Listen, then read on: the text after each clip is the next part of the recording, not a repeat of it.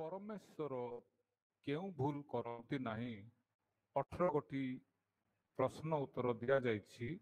1 number ହେଲା ପରମେଶ୍ୱର କେବେ କ୍ଳାନ୍ତ ହୁଅନ୍ତି ନାହିଁ। ମାଥ୍ୟୁ 11:28 ଲେଖାଯାଏ, ହେ ପରିଶ୍ରାନ୍ତ ଓ ଭାରଗ୍ରସ୍ତ ଲୋକ ସମସ୍ତେ ମୋ ନିକଟକୁ ଆସ, ମୁଁ ତୁମମାନଙ୍କୁ ବିଶ୍ରାମ ଦେବି। ଯିଶାୟା 40:28 ଲେଖାଯାଏ, ପୃଥିବୀର ପ୍ରାନ୍ତ ସକଳର ସୃଷ୍ଟିକର୍ତ୍ତା ଅନାଦି ଅନନ୍ତ ପରମେଶ୍ୱର ସଦାପ୍ରଭୁ କ୍ଳାନ୍ତ ହୁଅନ୍ତି ନାହିଁ କିମ୍ବା ଶ୍ରାନ୍ତ ହୁଅନ୍ତି ନାହିଁ, ତାହାଙ୍କର ବୁଦ୍ଧି ବଦର ଅଗମ୍ୟ। 2 ନମ୍ବର ପରମେଶ୍ୱରଙ୍କ ଅସମ୍ଭବ କିଛି ନାହିଁ।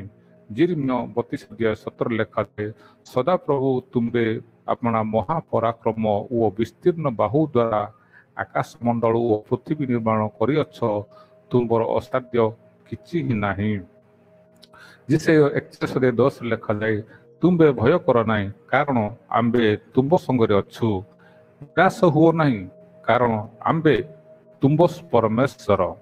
ଆମ୍ଭେ ତୁମ୍ଭକୁ ସବଳ କରିବା, ହଁ ଆମ୍ଭେ ତୁମ୍ଭକୁ ସାହାଯ୍ୟ କରିବା, ହଁ ଆମ୍ଭେ ଆପଣା ଧର୍ମ ସ୍ୱରୂପ ଦକ୍ଷିଣ ହସ୍ତରେ ତୁମ୍ଭକୁ ଧରି ରଖିବା। ମାଥ୍ୟୁ 19:26 ଲେଖାଯାଏ, ଏହା ମନୁଷ୍ୟର ଅସାଧ୍ୟ କିନ୍ତୁ ଈଶ୍ୱରଙ୍କ ସମସ୍ତ ସାଧ୍ୟ। 3 ନମ୍ବର ପରମେଶ୍ୱର ଅପବିତ୍ର କାମ କରନ୍ତି ନାହିଁ। 1 ପିତର 1:15 ଲେଖାଯାଏ, ମାତ୍ର ତୁମମାନଙ୍କର ଆହ୍ୱାନକର୍ତ୍ତା ଯେପରି ପବିତ୍ର, ତୁମ୍ଭେମାନେ ମଧ୍ୟ ଆଜ୍ଞାବହ ସନ୍ତାନମାନଙ୍କ ପରି ସମସ୍ତ ଆଚରଣରେ ସେହିପରି ପବିତ୍ର ହୁଅ। ମାଥ୍ୟୁ 5:48 ଲେଖାଯାଏ, ଅତଏବ ତୁମମାନଙ୍କ ସ୍ୱର୍ଗସ୍ଥ ପିତା ଯେପରି ସିଦ୍ଧ, ତୁମ୍ଭେମାନେ ମଧ୍ୟ ସେହିପରି ସିଦ୍ଧ ହୁଅ। ମାଥ୍ୟୁ 6:33 ଲେଖାଯାଏ, କିନ୍ତୁ ତୁମ୍ଭେମାନେ ପ୍ରଥମରେ ତାହାଙ୍କ ରାଜ୍ୟ ଓ ଧାର୍ମିକତା ଅନ୍ୱେଷଣ କର, ଆଉ ଏହି ସମସ୍ତ ବିଷୟ ମଧ୍ୟ ତୁମ୍ଭମାନଙ୍କୁ ଦିଆଯିବ।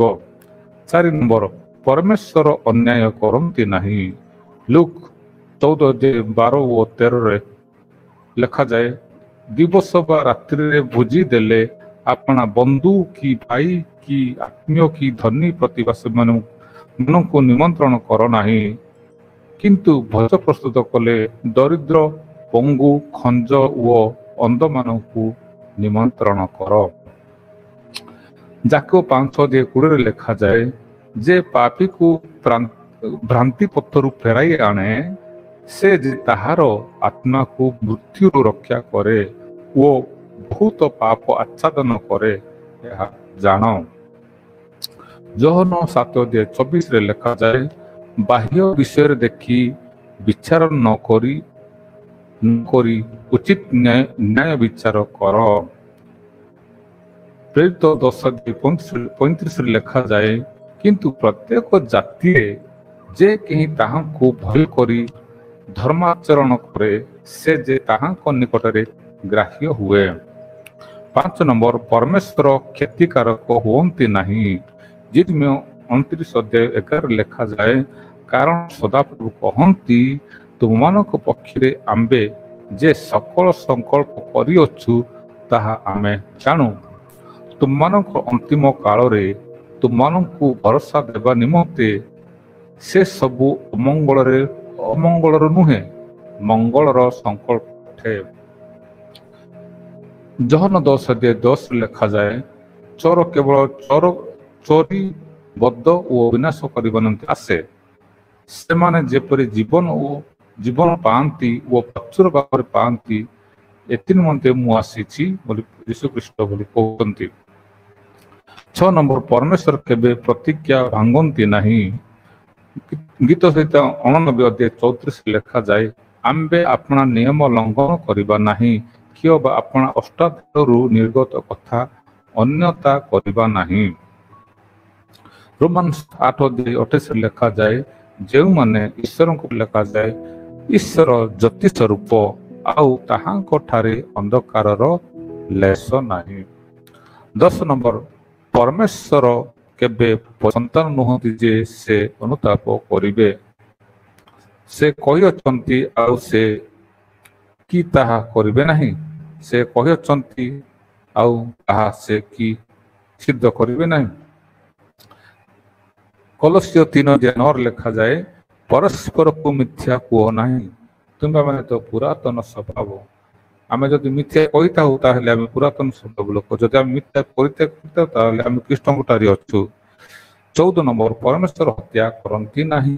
ମାର୍କ 10:19 ଏବଂ ଲୁକ୍ 19:18 ଲେଖାଯାଏ, ନରହତ୍ୟା କର ନାହିଁ, ବ୍ୟଭିଚାର କର ନାହିଁ, ଚୋରି କର ନାହିଁ, ମିଥ୍ୟା ସାକ୍ଷ୍ୟ ଦିଅ ନାହିଁ, ପ୍ରବଞ୍ଚନା କର ନାହିଁ, ଆପଣା ପିତାମାତାଙ୍କୁ ସମାଦର କର।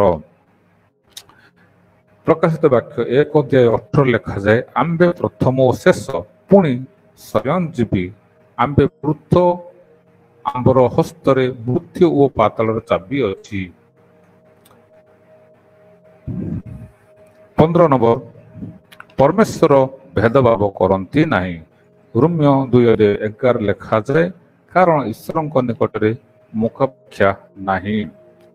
ଯାକୁବ 2:1 ଏବଂ 9 ଦେଖିବା, 1 ଲେଖାଯାଏ, ପ୍ରଭୁ ଶ୍ରୀଖ୍ରୀଷ୍ଟଙ୍କ ଠାରେ ବିଶ୍ୱାସ କରିବାରୁ ମନୁଷ୍ୟର ମୁଖାପେକ୍ଷା କର ନାହିଁ। 9 ଲେଖାଯାଇଛି, ଯଦି ମନୁଷ୍ୟର ମୁଖାପେକ୍ଷା କର ତାହେଲେ ପାପ କରୁଅଛ। ଏଫେସିୟ 6:9 ଲେଖାଯାଏ, ଆଉ ହେ କର୍ତ୍ତାମାନେ ସେହିପରି ଭାବେ ସେମାନଙ୍କ ପ୍ରତି ବ୍ୟବହାର କର, ତର୍ଜନ ଗର୍ଜନ କରିବାରୁ ନିବୃତ୍ତ ହୁଅ। ବେଦ ବିଷୟରେ ଲେଖାଯାଇଛି, ଆଉ ସମସ୍ତଙ୍କର ପ୍ରଭୁ ଯେ ସ୍ୱର୍ଗରେ ଅଛନ୍ତି, ପୁଣି ତାହାଙ୍କ ନିକଟରେ କୌଣସି ମୁଖାପେକ୍ଷା ନାହିଁ, ଏହା ଜାଣ। 16 ନମ୍ବର, ପରମେଶ୍ୱର ପରିବର୍ତ୍ତନ ହୁଅନ୍ତି ନାହିଁ। ମଲାକି 3:6 ଲେଖାଯାଏ, କାରଣ ଆମ୍ଭେ ସଦାପ୍ରଭୁ ଆମର ପରିବର୍ତ୍ତନ ନାହିଁ। ଏ ହେତୁ ହେ ଯାକୋବଙ୍କର ସନ୍ତାନଗଣ, ତୁମମାନଙ୍କର ବିନାଶ ହୋଇନାହିଁ।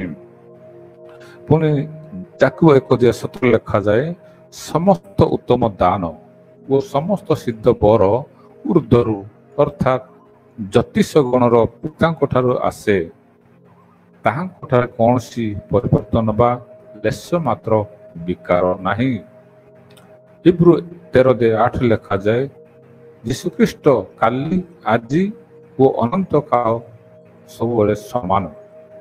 17 ନମ୍ବର, ପରମେଶ୍ୱର କେଉଁ ଗ୍ରହରେ ରହନ୍ତି ନାହିଁ।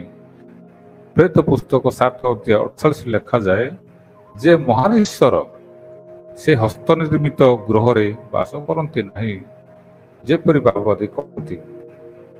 ପୁଣି ସେ ପ୍ରେରିତ 17:24 ଆଉ 25 ଯଦି ଲେଖାଯାଏ, ଯେଉଁ ଈଶ୍ୱର ଜଗତ ଓ ମଧ୍ୟସ୍ଥ ସମସ୍ତ ପଦାର୍ଥ ସୃଷ୍ଟି କରିଅଛନ୍ତି, ସେ ସ୍ୱର୍ଗ ଓ ପୃଥିବୀର ପ୍ରଭୁ ହେବାରୁ ହସ୍ତ ନିର୍ମିତ ମନ୍ଦିର ସମୂହରେ ବାସ କରନ୍ତି ନାହିଁ, କିମ୍ବା ତାହାଙ୍କର କୌଣସି ଅଭାବ ଥିବାରୁ ମନୁଷ୍ୟ ହସ୍ତ ଦ୍ୱାରା ସେବିତ ହୁଅନ୍ତି ନାହିଁ। 18 ନମ୍ବର, ପରମେଶ୍ୱର ଉଦ୍ଦେଶ୍ୟମୂଳକ ପ୍ରାର୍ଥନା ଶୁଣନ୍ତି ନାହିଁ। ଯାକୁବ 4:3 ଲେଖାଯାଏ, ତୁମ୍ଭେମାନେ ମାଗିଥାଅ କିନ୍ତୁ ପାଇନଥାଅ, କାରଣ ଆପଣା ସୁଖାଭିଳାଷରେ ବ୍ୟୟ କରିବା ନିମନ୍ତେ ମନ୍ଦ ଅଭିପ୍ରାୟରେ ମାଗିଥାଅ। ଜହନ 9:31 ଲେଖାଯାଏ, ଈଶ୍ୱର ଯେ ପାପୀମାନଙ୍କ କଥା ଶୁଣନ୍ତି ନାହିଁ, ଏହା ଆମ୍ଭେମାନେ ଜାଣୁ, କିନ୍ତୁ ଯଦି କେହି ଈଶ୍ୱରଙ୍କ ଭକ୍ତ ହୋଇ ତାହାଙ୍କ ଇଚ୍ଛା ସାଧନ କରେ, ତାହେଲେ ସେ ତାହାଙ୍କର କଥା ଶୁଣନ୍ତି। ବହୁତ ଧନ୍ୟବାଦ ଭିଡ଼ିଓ ଦେଖିଥିବାରୁ।